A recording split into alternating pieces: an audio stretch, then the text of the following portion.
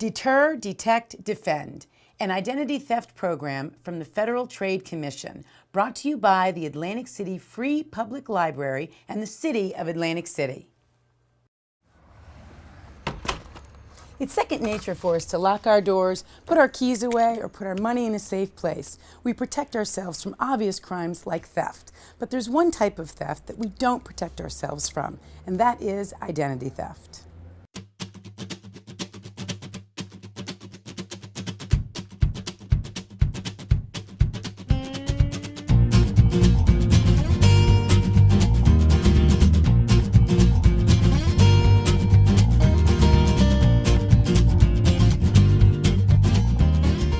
Hi, I'm Adrienne Ceresi. On behalf of the Atlantic City Free Public Library and the City of Atlantic City, over the next few minutes we'll learn how to protect ourselves against identity theft.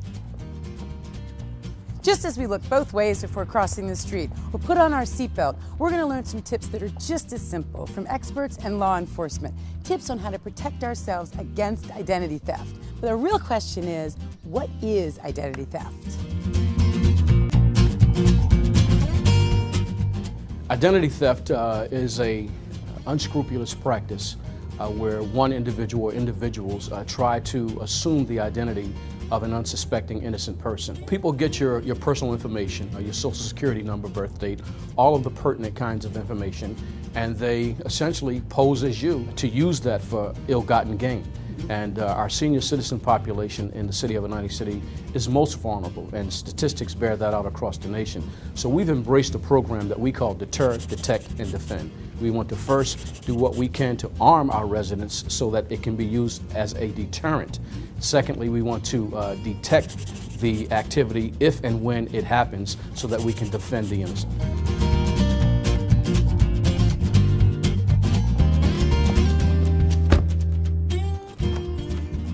For some of us, we've gone our entire lives without ever worrying about identity theft. So why is it so important now, and why is it so important here in Atlantic City? Well, it's more important to prevent identity theft today because scams have become more sophisticated with technology. So identity theft looms larger. Atlantic City is an international city, and we have visitors who come into Atlantic City from all over the world. We have 35 million annual visits to the City of Atlantic City, and I wanted to do something to try to protect our 35,000 or so residents. Unfortunately, identity theft does occur, but how will you know if you're a victim? And what types of identity theft could you be exposed to? More importantly, how does it happen? Let's hear some examples from our experts of what the face of identity theft looks like. Everybody has gotten a telephone call where someone is soliciting money for a charity, but guess what? It's not a real charity. It's a scam. Or you think of the mail. You get a letter saying, congratulations, you've won. But you have to give them all your personal information and all your money to get your prize. It's a scam. In fact, I've heard that census, people they're sending out fake census forms asking for Social Security information. The census would never ask for Social Security information. One of the things I see often with identity theft coming from law enforcement, and also what we're dealing with day to day, are the type of scams. They're called scams, where people call you up on the phone and they tell you they're calling from the bank and there's a problem with your bank account and they need you to verify the information for them. And they seem to know enough about you that they believe they're believable. They know where you live, they know your name, they may even know your children. I spoke with your son so-and-so, and they told me to call you back later and to get the information from you. And you wonder, well, how do they know this about me? The internet. You can find out anything about anyone and on the internet. It's there. And the thieves, they know this. They knock on your door, say to you, there's a problem with your gas. We need you to let us come in and take a look. Now you're not sure of this, so you say, well, show me your ID. They may show you ID, but it's not the right ID. So should you let someone in your house without calling up, because you can say, lock the door, close the door, and say, I will call and check, And when I'm satisfied, I will let you in the house. If you get it on the internet, you get an advertisement, you get a mail from someone that says, you just won $10 million in the Canadian lottery, but you've never been to Canada. You couldn't have possibly won $10 million in the Canadian lottery if you've never been to Canada. You shouldn't take things on face value. I mean, I hate to say don't trust, because we're trusting people by nature. Good people, honest people are. But the thieves, the criminals, they count on that. They prey on that trust. They prey on your goodness. And of course, the main goal in dealing with identity theft is preventing it from ever happening in the first place. And just like locking your doors or looking both ways before you cross the street, there are some simple steps that you can take to defend yourself. Some of the ways to avoid identity theft, or at least reduce the consequences, one of the things I've noticed is that people carry their whole life history in their purses or their wallets. They carry their birth certificates, they have their passports, they have their Social Security card in their wallet and in their purse. Everything that's most valuable to you is vulnerable and they're available for someone to steal. If they get your wallet, they get your purse, they have your whole life, and they can do whatever they want. They can get driver's licenses in your name, they can go and buy cars in your name, they can buy houses in your name. They have everything. It's too easy. That stuff should be secured. Those items should be in a safe deposit box or a safe place. Identity thieves will rummage through garbage, so it's important that you have a shredder and you shred your documents. You know, if you're going shopping, don't leave your purse in your shopping cart. When you get your financial statements or your bank statements, check it. Take the time and check it.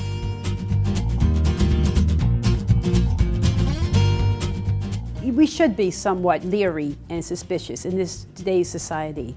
It's not a good thing to be so trusting, to open your door to strangers, to open your pocketbook to strangers, to give them information without verifying they are who they say they are. One of the things that I encourage everyone to do, and in law enforcement and public safety, is monitor your credit report. It's a very valuable tool. It's a tool that tells you if someone's using your name, using your Social Security number, using your birth date, to get credit, to buy things, to get credit cards. And it's going to be there because you'll see it and you'll say, I didn't do that. Even on the telephone, someone will call you up and they're asking you for this most personal and private information. And they're asking you questions that there's a part of you that's saying, why are they asking me these questions? There's that little piece in the back of your head that says something's not right, you know, but you don't act on it. You feel kind of strange about the conversation, but you give them the information. And after you hang up the phone, you say, oh, why did I do that? So you have to stop yourself and be sure of who you're talking to. Identity theft can be all over the board. Some examples are consumer fraud, medical fraud, financial fraud. I'm just talking about medical fraud because I'm thinking about our seniors. They have to be really, really careful because they can get bills from many doctors, many different times, and the bills might be fraudulent. So they have to be extra careful. Call the doctors, make sure that these are legitimate bills from the offices. Just be careful.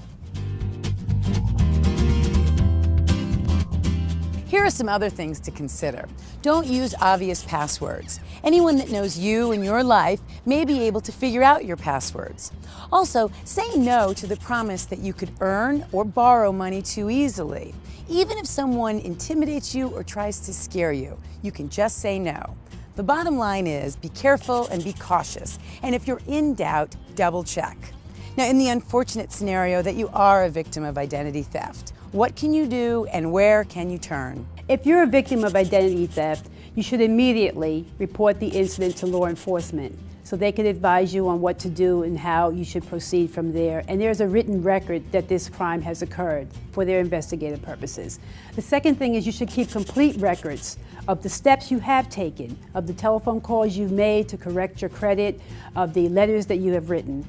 Thirdly, you should contact the credit reporting agencies. There's three main ones here for a free credit report to find out the extent of the identity theft that's occurred. And the fourth thing you should do is notify these agencies if you've been a victim of identity theft. So they can either put a freeze on your account or advise you on how to proceed further to protect yourself.